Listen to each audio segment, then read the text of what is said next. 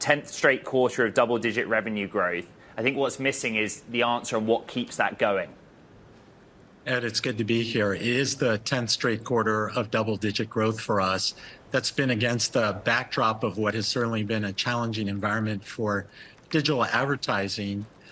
How have we done it? Well, it certainly starts with consumers. Tens of millions of consumers come to Yelp every month for our trusted reviews. We're obviously a household brand.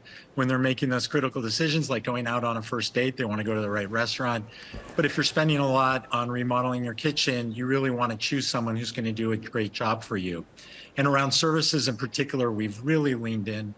14% growth in the third quarter for services, 20% in home services. We think we're taking market share, and we're doing that while driving adjusted EBITDA. It was a record quarter for us at 28% adjusted EBITDA, and we think our product-led strategy is really working very well for us. We think it's the best quarter in the company's history, and we think that we're set up to have the best year in the company's history.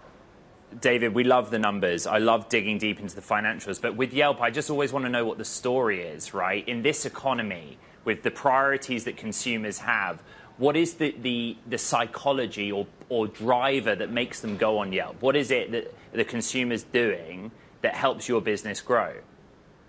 Well, against a backdrop of high inflation where things are more expensive, that means people can't go out as often. They can't do as many home projects. So they really want to make sure they're making a good decision. And what we found actually is that consumers are doing even more research than ever before making those purchase decisions. And the folks who are coming to Yelp, they're high intent. They're actually ready to purchase. They're affluent. The majority of folks have gone to college. They have advanced degrees. And so they want to do that research before they make that purchase decision.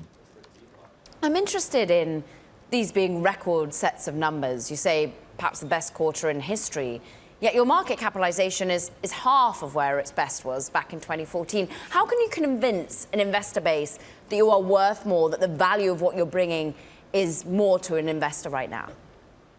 Well, we really have transformed the company over the past 5 years, and we moved from what was a sales headcount-driven growth model to a product-led growth model. And that product-led growth model is paying off. We obviously saw very strong adjusted EBITDA margin in the third quarter, but over the long term, we think that that product-led model enables us to continue to deliver profitable growth for the long term. You know, we're just going through our planning process for 2024, and we're very excited about what we can achieve next year that will enable us to deliver these types of consistent results. How about globally speaking, David, here, where can you pull on levers in terms of growth? We were just speaking with a European-based company, Siemens, which of course is having a harder macro picture in Europe than it is in the US. How do you see your ability to continue to ride a wave of US outperformance? The U.S. economy certainly has held in there, and we've been very relevant to consumers as they've made those decisions, as I was saying, around inflation. But fundamentally, what we want to be able to do is to really leverage technology to continue to deliver value to consumers and to advertisers. At the end of the day, we have to give them value, and they have to find us relevant. We obviously generate that content through these user reviews. We think it's really important for those to be trusted. We want to be that trusted brand for folks, but we also want to be the best possible place for consumers to go to make purchase decisions, particularly around services. So we're continuing to invest there. We're continuing to differentiate the experience. We grew home services about 20% in the third quarter. We think we're taking market share, and we think that that sets us up very well for the future.